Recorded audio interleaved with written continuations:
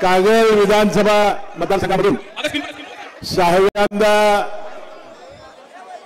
प्रचंड मताने विजयी केल्याबद्दल व 9 वेळा शपथ घेतल्याबद्दल तमाम कागल गडिंग्लज उत्तूर विभागातील माझ्या सर्व कार्यकर्ते आणि नेते मंडळींनी माझा जो नागरी सत्कार समारंभ घेतलेला आहे त्या सत्कार समारंभाला उपस्थित माजी खासदार संजय मंडलिक, माजी आमदार संजय घाडगे, आज व्यासपीठावर ज्यांना ज्यांना निमंत्रित केलेला आहे त्या सगळ्यांची मी नावं घेणार आहे. कृपया थोडीशी शांतता बाळगावी, कारण आपल्या सत्कारासाठी सगळे पाहुणे मंडळी इथं उपस्थित आहेत. जसं लिहून दिलंय तसं मी वाचणार आहे. कदाचित प्रोटोकॉलमध्ये चूक झाली तर मला त्यांनी माफ करावं. माजी आमदार संजय घाडगे, माजी आमदार राजेश पाटील, प्रवीणदादा पाटील, वसंतरावजी धुरे, युवराज बापू, उत्तम कांबळे, भाई पताडे, सतीश पाटील, भरत पाटील, प्रकाश चव्हाण, शीतल फराटके, जयशिंगराव चव्हाण, मनोज फराटके, भैयासाहेब माने, प्रकाशराव गाडेकर, नाना कांबळे, ए.वाय. पाटील, नितीन दिंडे, आर.पी.आय. गवई गट सातापा कांबळे, प्रकाश कांबळे, जीवन शिंदे, दीपा कोंबळे, मनीषा पाटील, दिग्विजय पाटील, मुरगुड, चंद्रकांत गवळी, नवल बोते, अतुल जोशी, एम.के. देसाई, सुभाष देसाई, नादवडेकर साहेब, राजू मुरकुटे, संग्राम कुपेकर, अरुणराव डोंगरे, विश्वास नारायण पाटील, किरण कदम, गुंडू पाटील, अमरीश घाडगे, माझ्या सौभाग्यवती माझ्या तिन्ही सुना, त्यानंतर PM चव्हाण, सचिन पवार, काशीनाथांना तिली, संजय चितारी, प्रवीण काडभर, सुनील सूर्यवंशी, महाबळेश्वर चोगले, प्रवीण भोसले, मयूर आवळेकर, रणजित सूर्यवंशी, दत्ता पाटील केनोडे, नारायण पाटील, युवराज पाटील, दिनकर कोतेकर, काकासाहेब सावडकर, धनाजीराव गोदरे, खिलारी रावसाहेब, सदाशिव तुकान, राजेखान जमादार, बाळासाहेब तुंबे, पद्मजा बारबेल, दीपक देसाई, एकनाथ पाटील, अरुण सुनले, देवानंद पाटील, गुंडू पाटील, BG पाटील, राजेश माने, नारायण ढोले. आणि आता कुणाची राहिली असली तर त्यांनी माफ करावं. सर्व व्यासपीठावर उपस्थित घेतली नाव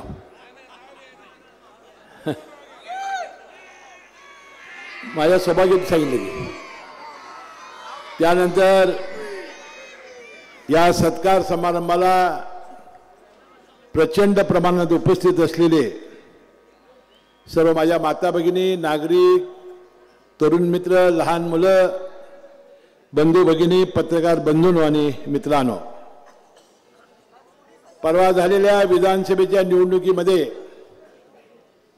आपण सर्वांनी मला 6व्यांदा निवडून देण्यासाठी सर्वच कार्यकर्त्यांनी, विशेषतः माता भगिनी, लहान मुलं, तरुण मित्र आणि माझे सर्व व्यासपीठावर प्रमुख कार्यकर्ते संजय घाडगे असतील, संजय मंडलिक असतील, अमरीश घाडगे असतील, भूषण पाटील असतील, भैयासाहेब माने आणि त्यांच्या नेतृत्वाखालचे सर्व आमच्या युवराज पाटलांच्या नेतृत्वाखाली सर्व प्रमुख कार्यकर्ते असतील, याने या निवडणुकीमध्ये मी निवडून यावा म्हणून हाडाची काढं रक्ताचं पाणी केलं, रात्रीचा दिवस केला आणि गेले 4 महिने मी निवडून यावा म्हणून आपली सर्व कामं सोडून सगळ्यांनी जे कष्ट केले त्याबद्दल मनपूर्वक मी या सर्वांचा आभारी आहे.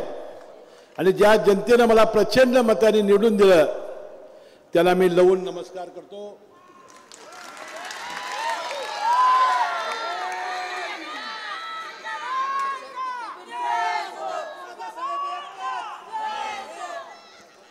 कारण या निवडणुकीमध्ये गेली 5 वर्ष मला चक्रव्यूह करण्याचा प्रयत्न केलेला होता आणि या चक्रव्यूह भेदण्याची जबाबदारी आपण सर्वांनी पेलली. ज्याचा उल्लेख मगाशी भैयासाहेब मानेंनी केला की या निवडणुकीत अनेक आव्हानं आपल्यासमोर आली. ज्याचा उल्लेख केला जातीवादाचा, तर प्रचार हा सातत्याने केला जातोय। त्याशिवाय अनेक प्रकारचे हतकंडे वापरले गेले। माझ्या आणि माझ्या कुटुंबियाच्या विरुद्ध तुरुंगात घालण्याचं षडयंत्र रचलं गेलं। ईडी सारखं शस्त्र वापरण्यात आलं आणि अनेक प्रकारे या निवडणुकीतून मला त्रास कसा देता येईल आणि या निवडणुकीमध्ये मी कसा निवडून येणार नाही, ही जाणीवपूर्वक हे प्रयत्न केले गेले। आणि म्हणून मी तुम्हाला सांगत होतो की जर आपली नियत साफ असेल, आपल्याकडं गोरगरीब आणि सामान्य माणसाचे जर आशीर्वाद असतील, गोरगरीब आणि सामान्य माणसांच्या आशीर्वादावर, ज्या ज्या रुग्णांची आम्ही ऑपरेशन केली त्यांचे सगळ्यांचे आशीर्वाद, आणि म्हणून मी सातत्याने सर्वांनी सांगत होतो मला या निवडणुकीमध्ये ही सर्वसामान्य जनताच आपली निवडणूक हातामध्ये घेईल आणि मला प्रचंड मताने निवडून आणल्याशिवाय राहणार नाही, यावर माझा प्रचंड विश्वास होता। आणि बंधू-भगिनींनो, सातत्याने कितीही वेळेला कशाही प्रकारे प्रयत्न केला गेला। बंधूंनो, याचा उल्लेख जातीवादाचा केला गेला, काहींनी सुरत लुटायचा म्हणून प्रयत्न केला, काहींनी अनेक प्रकारच्या प्रयोग करण्यात आले। बंधू, माझी सर्वसामान्य जनता, माझे माता भगिनी, माझ्या लाडक्या बहिणी यांनी कशालाही दाद दिली नाही। म्हणून लहान मुलं तरी असा माझा प्रचार करत होती, कुठेही मी गेलो की साहेब साहेब असा सातत्याने ती प्रचार करायची।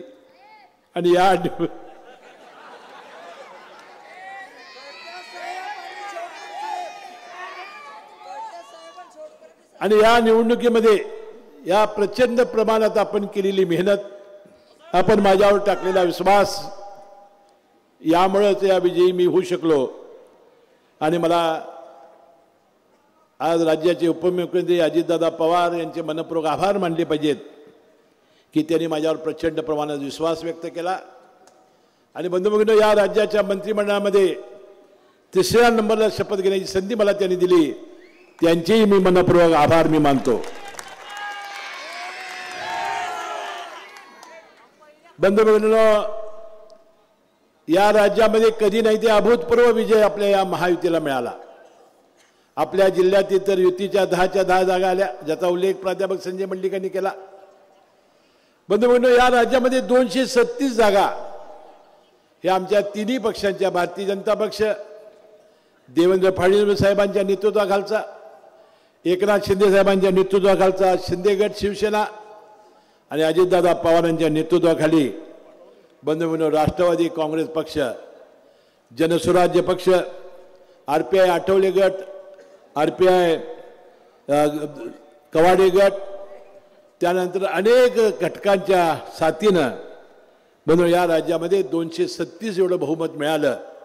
आणि आज विरोधी पक्षाला बंधू, आज विरोधी पक्ष नेत्याच्यासाठी जेवढी ताकद लागते, शक्ती लागते, संख्या लागते, ती सुद्धा आज त्यांच्याकडे नाही।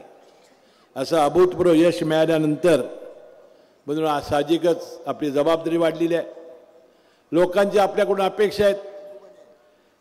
कारण एवढं ज्यावेळा प्रचंड बहुमत येतं त्यावेळा लोकांचं अपेक्षाचं प्रचंड ओझं सुद्धा या राज्य सरकारवर आणि पर्यायाने आमच्यावर आहे, याची जाणीव या निमित्ताने आहे।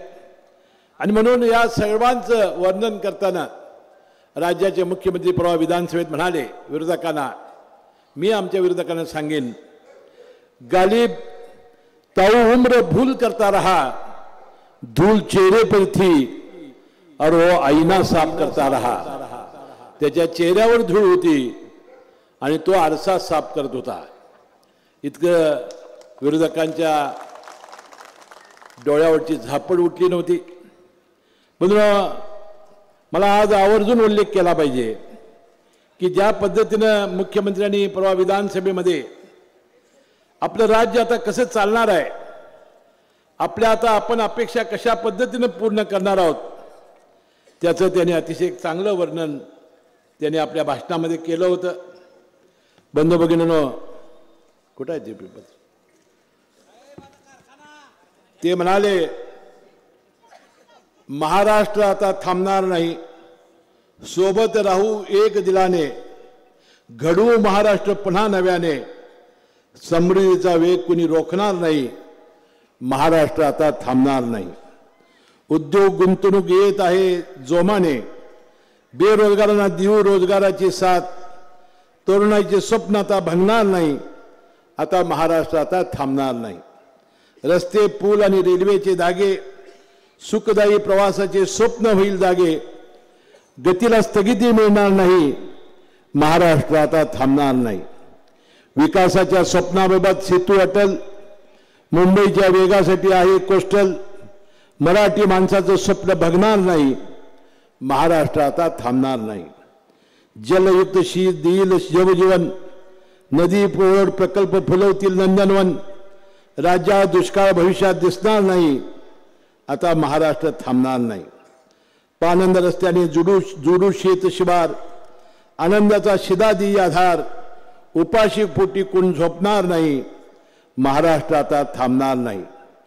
लाडक्या बहिणीला मिळाला स्वाभिमान, ज्येष्ठांना मोफत प्रवासातून सन्मान, लाडक्या लेकींची आबाळ आता होणार नाही, महाराष्ट्र आता थांबणार नाही. असेल विरोधकांची कमी संख्याबळ, सारे टिकून ठेवू लोकशाहीचे बळ, कोणत्याही आमदाराचा नागरिकाचा मान सन्मान आता घटणार नाही, महाराष्ट्र आता थांबणार नाही. आणि म्हणून या निवडणुकीमध्ये मी आश्वासनं जी दिलेली आहेत त्यामध्ये आपल्या लाडक्या बहिणींना आम्ही 2100 रुपये देण्याचं वचन दिलेलं आहे. आता डिसेंबरचा हप्ता हे अधिवेशन झाल्यावर त्यांच्या खात्यावर आम्ही वर्ग करत आहोत. या ज्या योजना आम्ही आणलेल्या आहेत त्यातली एकही योजना आम्ही बंद करणार नाही, याचा पुनरुच्चार या कार्यक्रमाच्या निमित्ताने आपल्यासमोर मी करतो. अन्नपूर्णा या योजनेमधून 3 सिलेंडर आपण मोफत देणार आहोत. 7.5 हॉर्सपावरपर्यंतची वीज माफी आम्ही दिलेली आहे.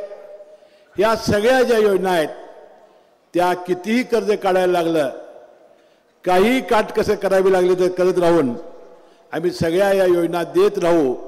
आणि येणाऱ्या पंचायत समिती, जिल्हा परिषद, नगरपालिका, महानगरपालिकेच्या आधी कोणत्याही परिस्थितीत माझ्या लाडक्या बहिणींना 2100 रुपये आम्ही दिल्याशिवाय राहणार नाही, याचाही जाता जाता उल्लेख मी या निमित्ताने करतो. कोल्हापूर जिल्ह्याचा पालकमंत्री म्हणून जबाबदारी माझ्यावर 1 वर्षाची आली. 19 वर्षीय मंत्रिपदाच्या कारकिर्दीमध्ये 1 वर्ष मला मिळालं. पण आता पालकमंत्री पद हे आता 3 नेते बसून ठरवणार आहेत. पण तुम्हाला विश्वास मी देऊ इच्छितो, अनेक वर्षे या जिल्ह्यातला मंत्री म्हणून आता काही गोष्टी आपल्याला हातामध्ये घेतल्या पाहिजेत. जिल्ह्यातल्या IT पार्क पहिल्यांदा पूर्ण करणं, अंबाबाईचा तीर्थक्षेत्र आराखडा पूर्ण करणं, ज्योतिबाचा तीर्थक्षेत्राचा आराखडा पूर्ण करणं, कोल्हापूर शहराचा विकासासाठी प्रयत्न करणं. आणि माझ्या मतदारसंघामध्ये ज्याचा उल्लेख मगाशी संजय बाबांच्या बाबत संजय मंडलिकांनी केला, आपल्या तालुक्यातला शेतकरी हा देशातला श्रीमंत शेतकरी झाला पाहिजे, यासाठी आपल्याला प्रयत्न करावे लागतील. तरुण मुलांच्या हाताला काम देण्यासाठी ज्या ज्या ठिकाणी MIDC, गडिंग्लज, उत्तूर या विभागामध्ये काढता येईल त्या ठिकाणी काढावं लागेल. सरकारी नोकऱ्यामध्ये आता मुलांना संधी प्राप्त होण्यासाठी आपल्याला फार मोठे प्रयत्न आपल्याला करावे लागतील. यासाठी आपल्याला सुविधा केंद्र काढावे लागेल. बंधूंनो, आजचा दिवस हा निवडून दिलेल्या मतदारांचा सन्मान करणारा दिवस आहे. आज विरोधकांच्यावर टीका करून आपण आपला वेळ मी घेणार नाही, परंतु मी त्यावेळेला म्हणालो होतो, जोपर्यंत गोरगरीब माणूस, माझ्या माता भगिनी, जोपर्यंत सामान्य माणूस आणि परमेश्वर जोपर्यंत माझ्या मागे आहे तोपर्यंत कुणी माझा पराभव करू शकत नाही. आणि मला वाटतं हीच गोष्ट आपण सर्वांनी लिहिली. मंजिले मिले ना मिले ये तो मुकद्दर की बात है, हम कोशिश भी ना करे तो गलत बात है. आम्ही सातत्याने प्रयत्न करत राहू. आणि या लोकांचा जो सन्मान आहे, या लोकांनी आजपर्यंत माझ्यावर केलेला अपार प्रेम आहे, ज्याचा उल्लेख मगाशी संजय बाबांनी केला की एखाद्या माझ्यासारख्या सामान्य माणसानं 6 वेळा विधानसभेवर निवडून येणं, 30 वर्ष या विधानसभेत आमदार म्हणून काम करणं, आणि आता 19 वर्ष आणि पुढची 2.5 वर्ष तर किमान धरा, 5 वर्ष बघूया काय होते ते, पण 2.5 वर्ष हे 20-21 वर्ष मंत्रिपदावर माझ्यासारखा सामान्य कार्यकर्ता राहिला. बंधूंनो, मी कधी हिंमत सोडली नाही, मी कधी धीर सोडला नाही. मला विश्वास होता माझ्या माता भगिनींच्यावर, माझा विश्वास होता गोरगरिबांच्यावर. म्हणून हालात कैसे भी हो बहादुर रोया नहीं करते, सीने में जिनके जुनून हो वो हिम्मत खोया नहीं करते. आणि म्हणून किती संकट आली तर त्याला डगमगून न जाता बंधूंनो, आपण एक गोष्ट लक्षात ठेवा की एखादा माणसाचा आपण वाईट करायला गेलो, एखाद्या माणसाला वाईट करूनच आपण निवडून येऊ शकतो अशी भावना जर मनात बाळगली की त्याचं काय होऊ शकतं हे आपल्या कागल मतदारसंघामध्ये बघितलेलं आहे. ज्याला अडकवायचा प्रयत्न झाला तो गेला सत्तेच्या पक्षात, तो झाला मंत्री आणि ह्याला विरोधी पक्ष म्हणून उभा राहावं लागलं आणि याचा झाला सुपडा साप. आणि म्हणून बंद बघणं ही नियत चांगली पाहिजे. आणि मी सातत्याने सांगत होतो की परमेश्वर वरती बसलेला आहे, परमेश्वर हा आपल्याला न्याय देणार आहे, परमेश्वर सगळं बघतोय खाली. आणि बंधूंनो, ज्या ज्या वेळा अशा घटना घडलेल्या आहेत त्या नियती ही आपल्या बाजूने आलेली आहे. या निवडणुकीमध्ये अनेक अनुभव चांगले आले, मला अनेक अनुभव कटू आले, त्याची आठवण मी या हृदयात जपून ठेवलेली आहे. आणि म्हणून आंधियों से भी तो जलता हुआ मिल जाएगा, उस दिए से पूछना मेरा पता मिल जाएगा. आणि म्हणून मी सातत्यानं मी सगळ्या माझ्या मतदारसंघातील तमाम नागरिकांचं मी ज्याचा उल्लेख केला, शेतकऱ्यांच्या जीवनामध्ये चांगले दिवस आणणे, गोरगरिबांच्या ज्या योजना आहेत त्या चालू ठेवणं, मोफत ऑपरेशन. मी 3 आठवडे आज या ठिकाणी नव्हतो. 3 आठवड्यामध्ये ज्या ज्या लोकांच्या अडचणी राहिल्या असतील, ज्यांचे प्रश्न राहिले असतील, तर उद्या सकाळी 6 पासून मी तुमच्या सेवेला हमाल हा तयार आहे. आणि म्हणून मी बुधवारपर्यंत आहे, नंतर मी 2 दिवस मुंबईला जाईन, पुन्हा आपला तसाच दिवस चालू होईल. तुमच्या कसल्याही कामाबाबत मला रात्री बेरात्री तुम्ही हाक मारा, हा हसन मुश्रीफ तुमच्या सेवेला ओढ दिल्याशिवाय राहणार नाही या ठिकाणी मी सांगतो. आणि म्हणून ज्यांची ऑपरेशन राहिली असतील, ज्यांचे वैद्यकीय उपचार थांबले असतील, ज्यांच्या माझ्या भेटीगाठी न झाल्यामुळे ज्यांचे कामं थांबले असतील, त्यांच्या कामासाठी 21 दिवस मंत्रिपदासाठी गेलेला हसन मुश्रीफ आता तुमच्यासाठी वाघ म्हणून परत आलेला आहे. आणि मला कार्यकर्त्यांनी सांगितलं होतं, साहेब मंत्री घेतल्याशिवाय यायचं नाही, त्याप्रमाणे तुमचा हुकूम मी पाळलेला आहे. आता तुमचा हुकूम मी रोज पाळत जाईन.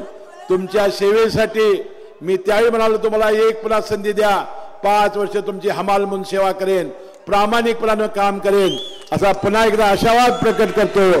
आपली सर्वांची मी रजा घेतो. जय हिंद, जय महाराष्ट्र. कोल्हापूर जिल्ह्याचा सह्याद्री आमदार हसन मुश्रीफ साहेब यांनी विश्वास दिलेला आहे.